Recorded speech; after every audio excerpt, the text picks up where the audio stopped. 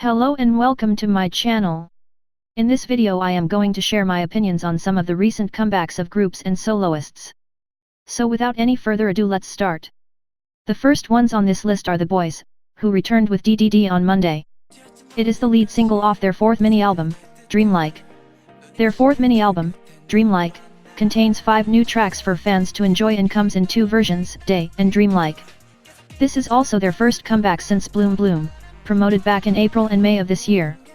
Staying true to the song's title, the Boyz made sure to deliver upbeat performance to convey what it means to enjoy summer bliss through the track's official music video.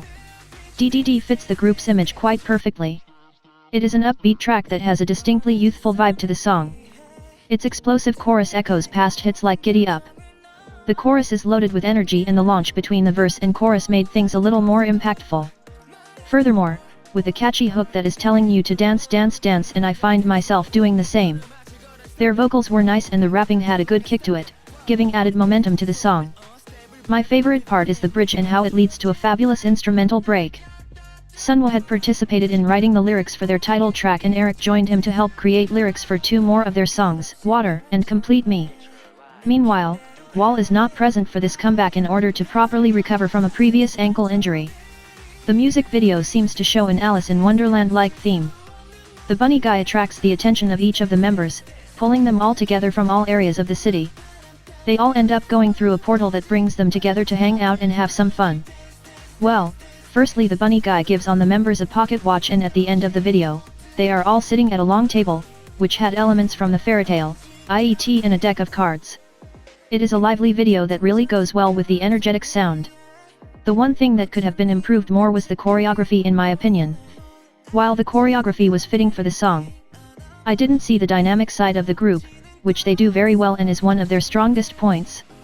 Overall I loved the title track, and with this the Boyz once again showed that they have limitless potential. Next one on this list is Jinu, one of the vocalists of Winner, who released his first solo track. Titled as Call Anytime and featuring fellow Winner member Mino, this is his debut single album, Heyday. Given Jinu's position as a vocalist in Winner, I thought his song would be a ballad or an profound R&B track going with the current trends. But Call Anytime delves into the pop genre and I love it. It honestly is a nice change from the current song's trends and is a nice song to listen to. As implied by the song's title, Call Anytime is about Jinu being left on red by his crush and imploring them to call anytime because he just wants them to respond. One thing that I love in this song are the lyrics. They are so relatable. We all have been left on red by someone we're incredibly eager to talk to, and drowned in self-doubt and desperation as a result. Mino's verse, especially, adds an extra layer of relatability as he types and retypes his text to his crush. I liked the choreography too. What makes this song more interesting is the MV. Call Anytime is a beautiful MV, but more than that, it is fun, hilarious, and fresh in a sea of aesthetic-driven, rather than plot-driven MVs. It is a unique concept and fun to watch. Jinu appears sure of himself, and his confidence translates to a catchy song and eye-catching MV that makes me hopeful his journey as a solo artist. Now coming from the positives of this song, let's review this song with keeping in mind that it was his debut song. As this was his debut, I would have loved if the song had been made with the purpose of attracting the people who don't know him, so even if I love the song I think it wasn't creative enough in the aspect of attracting attention of locals or making a distinct impression in the K-pop industry where artists are debuting left and right. Also his debut single album only contains 1 song and that too featuring another member, so making it fall into a little bit duet category. Also 3, or at least 2 songs would have helped us get to know what exactly his solo sound is going to be, and how it is going to differ from Winner's music. Additional tracks would also have allowed Jinu to perhaps talk about his growth as an artist from Winner's debut to date, so that listeners can truly understand why this is his heyday. Or perhaps given the person listening the songs a better perspective of him as a singer.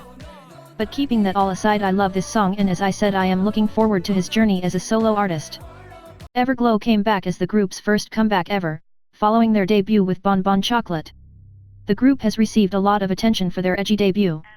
And now, they are back to show us who is in charge with their latest track, Adios.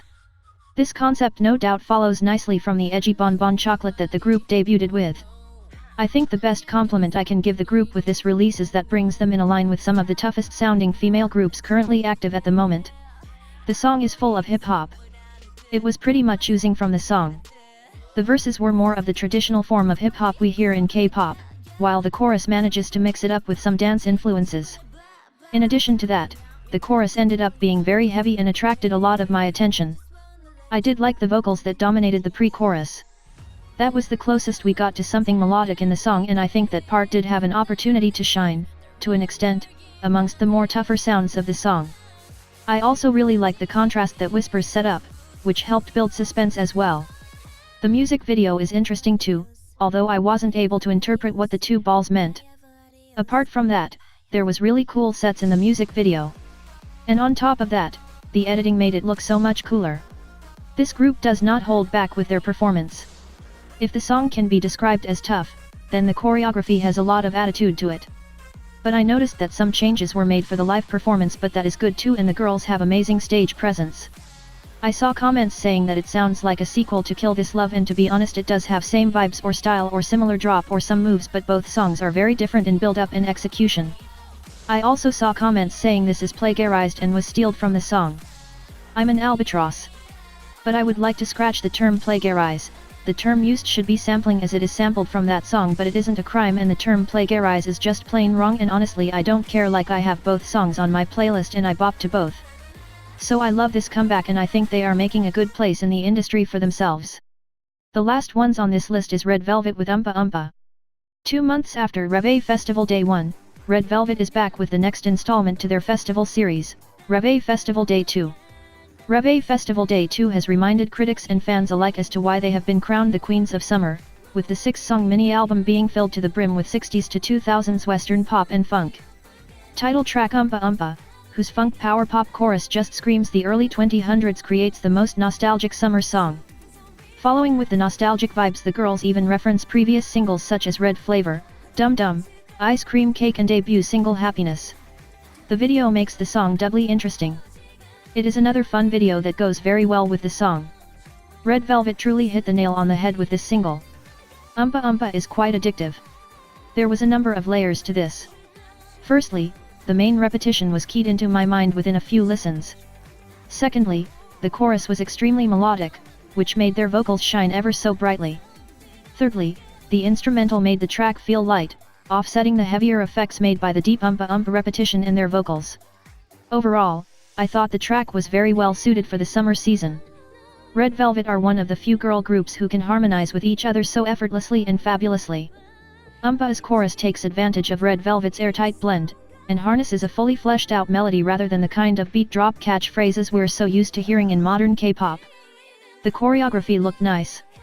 It felt like their least intense set of moves yet, and it was bright, fun, and energetic, which are all elements that we have come to know and love Red Velvet for. But on the downside, I didn't like the Oompa Oompa dance move that much. Honestly, I would have also loved if the title track was Jumpin', arguably the best song on the EP. Jumpin' is everything you need in a summer album targeting that festival feel, as it is the festival opening song. Jumpin' is everything you could ask for in a pop track and might just have solidified it as one of the best Red Velvet B-sides to date. But setting my wishes aside, Oompa Oompa is the perfect song to end the summer. So in conclusion, I loved this comeback and the album is lit. Thank you for watching and much love.